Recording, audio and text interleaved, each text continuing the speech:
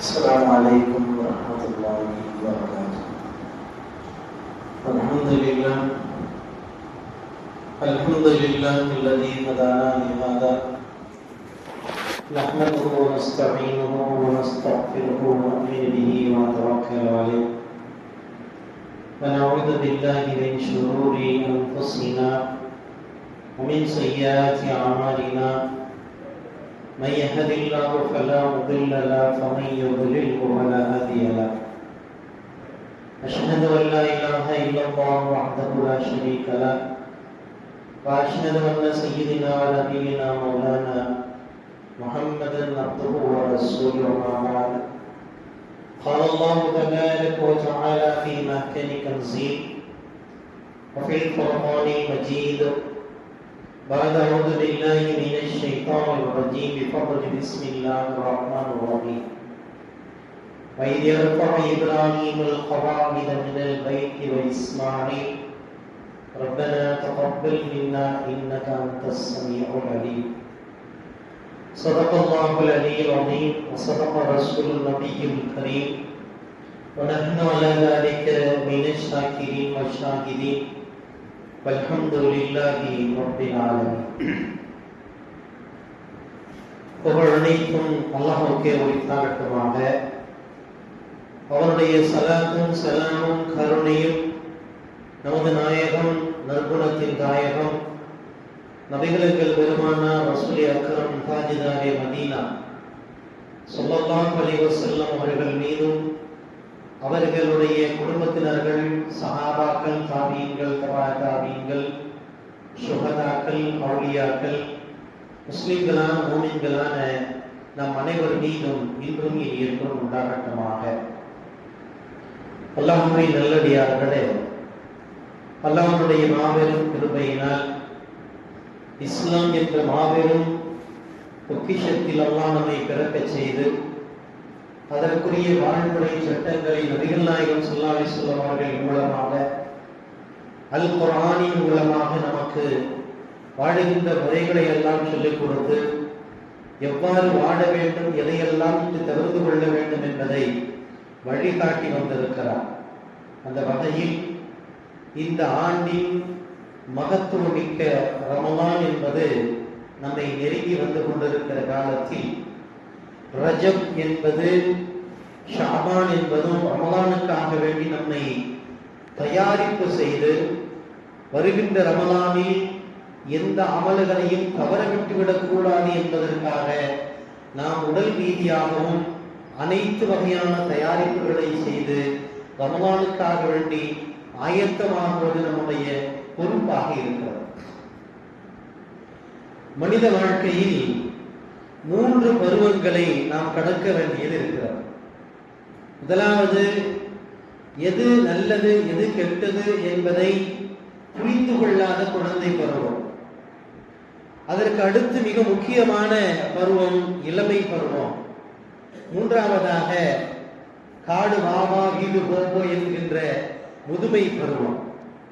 இதிலே அல்லாஹ்விற்கு ரசூலுக்கு மார்க்கத்திற்கு மிகவும் உவப்பான ஒரு பருவம் இருக்கிறது என்று சொன்னால் வாலிப பருவம். மறுமையிலே கியாமத்துடைய அமளி தொழிலில் நடக்கின்ற நேரத்தில் அல்லாஹ்வுடைய அரிசிக்கு கீழே 7 வகையானவர்களுக்கு அல்லாஹ் தஆலா நிழல் தருவதாக பெருமானார் ஸல்லல்லாஹு அலைஹி வஸல்லம் அவர்கள் சொல்கிறார்கள். அதிலே ஒரு வகை யார் என்று சொன்னால், தன்னுடைய வாலிப பருவத்தில் அல்லாஹ்வை பயந்து பாவங்களை விட்டு தவிர்த்து கொள்ளக்கூடிய மனிதர்களுக்கு அல்லாஹ் தஆலா நாளை மறுமையில் தன்னுடைய சிம்மாசனத்தின் கீழே நிழல் தருவதாக பெருமானார் ஸல்லல்லாஹு அலைஹி வஸல்லம் அவர்கள் சொல்கிறார்கள். வயோதிகத்தை விட, குழந்தை பருவத்தை விட வாலிபம் வயசு என்பது நம்முடைய வழக்கிலே சொல்வோம் இளம் கன்று பயம் அறியாது என்று. எல்லா விஷயத்தையுமே எதுவாக இருந்தாலும் துணிந்து செயல்படுத்தலாம் என்று ஒரு உற்சாகமும் ஒரு துணிச்சலும் வரக்கூடிய ஒரு பகுதி. அந்த வாலிப வயசில் ஒரு மனிதன் அல்லாஹ்வை பயந்து வாழ்ந்தால் அவர்களுடைய அந்த இபாதத்தை, அந்த அச்சத்தை, அந்த தக்வாவை அல்லாஹ்வும் ரசூலும் அதிகம் விரும்புகிறார்கள்.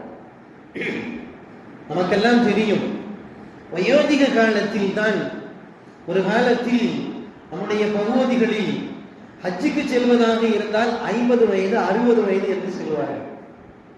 அதே போன்று தொழுகைக்கென்று அழைத்தால் இப்ப என்ன காலம் போய்விட்டது, தொழுகைக்காக வேண்டி காலம் எப்பொழுதோ இருக்கிறது, வயசானதுக்கு அப்புறம் தொழுதுக்கலாம் என்று சொன்ன நம்முடைய பகுதிகளில் அல்ஹம்துலில்லாஹ் இன்றைக்கு ஒரு விழிப்புணர்வு, ஒரு அவேர்னஸ் ஏற்பட்டு பள்ளிகளில் எல்லாம் பார்த்தால் வயோதிகர்களை விட வாலிபர்கள் அதிகமாக வணக்க வழிபாட்டிற்கு வருகை தரக்கூடிய காட்சிகளை பார்க்க முடிகிறது. அல்ஹம்துலில்லாஹ். அல்லாஹ் இந்த இளைய சமுதாயத்தை பொருந்திக் கொள்வானாக. இவர்களிடத்தில் ஏற்பட்டிருக்கிற இந்த ஆர்வத்தை நிரந்தரமாக அல்லாஹ் தஆலா இருக்க செய்து, இவர்கள் வாழ்நாள் முழுவதும் வணக்க வழிபாட்டிலேயே கழித்து அல்லாஹ் ரசூலுடைய நெருக்கத்தையும் அவர்களுடைய நேசத்தையும் பெறுவதற்கு அல்லாஹ் அவர்களுக்கு உதவி செய்வானாக. ரசூலுல்லாஹி ஸல்லல்லாஹு அலைஹி வஸல்லம் காலத்துல ஒரு சின்ன சம்பவம் நடக்குது. அதாவது ஜுபைர் அவர்களுடைய மகன் அவ்வாம் என்று சொல்லக்கூடிய ஒரு சஹாபி, அவங்க என்ன செய்யறாங்க, ரசூலுல்லாஹி ஸல்லல்லாஹு அலைஹி வஸல்லம் அவர்களோடு லஹ்ரான் என்ற ஒரு இடத்திற்கு பயணம் போகிற நேரத்தில் அங்கே அதிகப்படியான பெண்கள் அமர்ந்திருக்கிறார்கள். பொதுவாக வாலிப வயசுல உள்ள ஆண் பிள்ளைகளுக்கு பெண்களை பார்த்த உடனே ஒரு ஜாலி, அவங்கள்ட்ட பேசணும், பொழுதுபோக்கணும் அப்படின்னு சொல்லி ஒரு எண்ணம் தோன்றும். அப்படிப்பட்ட ஒரு நிலைதான் இந்த அவ்வான் இப்னு ஜுபைர் அவர்களுக்கு ஏற்படுகிறது. அந்த பெண்களுடைய பகுதியில போய் அமர்ந்து அவர்களிடத்திலே பேச ஆரம்பிக்கிறார். ரசூலுல்லாஹி ஸல்லல்லாஹு அலைஹி வஸல்லம் அவர்கள் இதை பார்த்து விட்டு, என்ன அவ்வான், இங்கே என்ன செய்து கொண்டிருக்கிறீர்கள், பெண்கள் பகுதியிலே நீங்கள் என்ன செய்கிறீர்கள் என்று கேட்கிறார். இந்த சஹாபிக்கு ரசூலுல்லாஹ் பார்த்த உடனே சமாளிக்கிறதுக்காக ஒரு வார்த்தையை சொன்னாரு, என்னுடைய ஒட்டகம் தொலைந்து விட்டது யா ரசூலுல்லாஹ், அந்த ஒட்டகம் கிடைத்து விட்டால் கட்டுவதற்கு கயிறு தேடி கொண்டிருக்கிறேன் அப்படின்னு சொன்னாரு. ரசூலுல்லாஹ் போயிட்டாங்க. அவர் சொல்றது பொய்ன்னு தெரியும், இவர் சமாளிக்கிறாருன்னு தெரியும். ரசூலுல்லாஹ் அதை பத்தி எல்லாம் கேட்டுக்கல. அவர் சொன்ன உடனே ரசூலுல்லாஹ் அந்த இடத்தை விட்டு போயிட்டாங்க. சிறிது நேரம் கழித்து இவரும் அந்த இடத்தை விட்டு ஒதுங்கி வந்து விட்டார். நீண்ட நேரம் ஆகிறது. நீண்ட நேரத்திற்கு பிறகு ரசூலுல்லாஹி ஸல்லல்லாஹு அலைஹி வஸல்லம் இதே வாலிபரை பார்த்து, யா அபா அப்துல்லா மா இஸ்ததாஅ மின் ஜமலிக, உடைய ஒட்டகம் என்ன ஆனது, கயிறு கிடைத்ததான்னு கேட்டாங்க. அவருக்கு அப்படியே வெட்கம், நம்ம ஒரு பொய்யை சொல்லி சமாளிச்சோம். ரசூலுல்லாஹ் அதை திரும்ப கேட்கிறாங்க. என்ன செய்யறதுன்னு தெரியாம மௌனமாகவே இருந்தார். மீண்டும் ரசூலுல்லாஹ் அங்கிட்டு போயிட்டாங்க, இவர்கிட்ட போயிட்டாரு. அந்த இடத்திலிருந்து புறப்பட்டு மதீனாவுக்கு வந்துட்டாங்க. மதீனாவுக்கு வந்து பள்ளிவாசலில் ரசூலுல்லாஹி ஸல்லல்லாஹு அலைஹி வஸல்லம் அவரோடு தொழுது விட்டு பெருமானார் ஸல்லல்லாஹு அலைஹி வஸல்லம் பள்ளியை வைத்து வெளியேறுகிற நேரத்தில் இவரும் அங்கே வருகிறார். தொழுது விட்டு ரசூல் ஸல்லல்லாஹு அலைஹி வஸல்லம் பார்த்து விட்டு வெளியில போகாம பள்ளிக்குள்ளே உட்கார்ந்துட்டார். நபி ஸல்லல்லாஹு அலைஹி வஸல்லம் அவர்கள் வெளியிலே அமர்ந்திருக்கிறார்கள். நீண்ட நேரம் ஆகிறது. இவர் பெருமானார் ஸல்லல்லாஹு அலைஹி வஸல்லம் அவங்கள்ட்ட போனாங்க, என்ன நடக்கும்னு தெரியாது, அதைத்தான் கேட்பாங்க. ஒட்டகம் என்னாச்சு, கயிறு என்னாச்சு, இதைத்தான் கேட்பாங்க. அதனால இவர் உள்ளே உட்கார்ந்து இருக்கிறார். கூப்பிட்டாங்க ரசூலுல்லாஹ், அஹான் இப்னு ஜுபைரே வெளியில வாங்க, எவ்வளவு நேரமானாலும் உங்களிடத்துல பேசாமல் நான் பள்ளியை விட்டு போக மாட்டேன். வந்துட்டாரு. வந்த உடனே கேட்டாங்க, யா அபா அப்துல்லா, உன்னுடைய ஒட்டகம் என்ன ஆனது, கயிறு என்ன ஆனதுன்னு சொல்லி அவர் சொன்னாரு, அல்லாஹ் மீது சத்தியமாக என் ஒட்டகமும் காணா போகல, கயிறு காணா போகல, நான் சமாளிக்கிறதுக்காக சொன்னேன். இது ரசூலுல்லாஹ்க்கு முதல்ல தெரியும், இவர் பொய் சொல்றாருன்னு தெரியும். ஆனால் கண்டிக்கவில்லை, எந்த விதமான முகத்தை கூட சுளிக்கவில்லை, சிரித்துக் கொண்டே சொன்னார்கள். ரசூலுல்லாஹி ஸல்லல்லாஹு அலைஹி வஸல்லம் அவர்கள் பொய் சொல்வது மார்க்கத்தில் ஆகாது என்று சொன்னார். இவ்வளவுதான் சொன்னார்.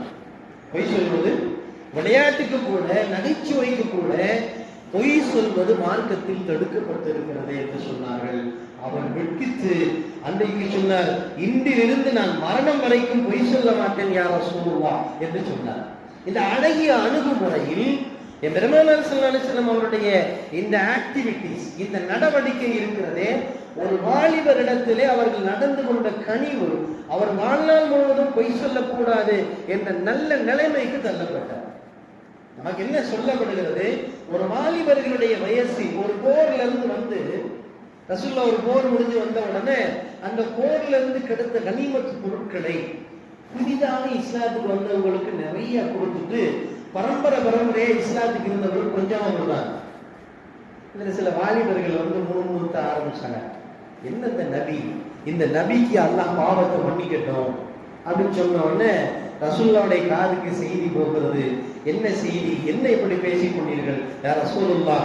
நாங்கள் அப்பன் பாட்டன் வகையிலிருந்து இஸ்லாத்திலே இருக்கிறோம். ஏதோ இஸ்லாத்திற்கு புதிதாக வந்தவர்களுக்கு நீங்கள் அதிகமாக பொருட்களை கொடுத்திருக்கிறீர்கள் என்று சொன்ன உடனே ரசூலுல்லாஹ் சொன்னாங்க, அவர்களுக்கு இஸ்லாத்தின் மீது ஈர்ப்பு ஏற்பட வேண்டும், இஸ்லாத்தில் அவர் நிரந்தரமாக இருக்க வேண்டும் என்பதற்காக இது செய்யப்பட்டது என்று சொன்னார்கள். வாலிபர்கள் தௌபா செஞ்சார். அப்ப அவர்களிடத்திலே போய் வாக்குவாதம் விவாதம் செய்து கொண்டிருந்தால், உங்களுக்கு இப்படித்தான் அவங்களுக்கு இப்படித்தான் ரசூலுல்லாஹ் சொல்லியிருந்தாங்கன்னு சொன்ன மனமுறிவு ஏற்பட்டு போயிருக்கும். என் பெருமானார் ஸல்லல்லாஹு அலைஹி வஸல்லம் வாழ்க்கை நெடுக வரலாற்றில் எங்கும் கூட ஒரு மனிதனுடைய மனதிற்கு கூட கசப்பு ஏற்படும் முகமாக நடந்ததான சரித்திரமே கிடையாது. இங்கே அல்ஹம்துலில்லாஹ் வாலிபர்களுக்கு சொல்லப்படுகிற அறிவுரை என்னவென்றால், நான் வாலிபத்தில் கிடைக்கின்ற நேரங்களில் அல்லாஹ்வின் அச்சத்தோடு பள்ளிக்கு வர வேண்டும், தொழுது விட்டு அல்லாஹ்விடத்தில் கேட்க வேண்டும், யா அல்லாஹ் தெரிந்தோ தெரியாமலோ நான் செய்த இபாதத்தை ஏற்றுக்கொள்வாயாக, என்னுடைய வணக்க வழிபாட்டில் நான் வாழ்நாள் முழுவதும் இருப்பதற்கு எனக்கு உதவி செய்வாயாக அப்படின்னு துஆ செஞ்சோம்னு சொன்னா, இன்னைக்கு நமக்கெல்லாம் நேரங்களுடைய பற்றாக்குறை அதிகமாக இருக்கிறது. யாரும் தொழுவ கூடாதுன்னு இல்லை, தொழுவணும்னு இருப்பாங்க. வியாபாரம், நம்முடைய போக்குவரத்து, இது மாதிரியான நேரங்களில் அவர்களுக்கு நேரம் கிடைப்பதில்லை. அல்லாஹ்விடம் ஒப்படைக்க வேண்டும், யா அல்லாஹ் எங்களுக்கு தொழுகையின் மீது ஆர்வத்தை ஏற்படுத்தி அதில் நிலைத்திருப்பதற்கு நீ உதவி செய்வாயாக என்று துஆ செஞ்சா அல்லாஹ் என்ன செஞ்சிருவான்? நிரந்தரமா அந்த வாய்ப்பை கொடுத்துருவான். இன்ஷா அல்லாஹ் செய்வோமா? நெருங்கி வரக்கூடிய ரமலானில் நாம் அமல் செய்ய வேண்டும் என்ற எண்ணத்தில் நாம் நம்முடைய அமல்களை கிடைக்கிற பொழுதெல்லாம் அல்லாஹ்வின் முன்னிலையில் வந்துவிட வேண்டும், அவரிடத்திலே துஆ செய்ய வேண்டும். எல்லாம் வல்ல அல்லாஹ் தஆலா நம்முடைய வாலிப பருவத்தை பொருந்திக் கொள்வானாக, அவனுடைய மார்க்கத்தில் நிலைத்திருப்பதற்கு அல்லாஹ் நமக்கு உதவி செய்வானாக. வாஹிரு தஅவானா அனில் ஹம்துலில்லாஹி ரப்பில் ஆலமீன். அஸ்ஸலாமு அலைக்கும் வரஹ்மத்துல்லாஹி வபரகாத்துஹு.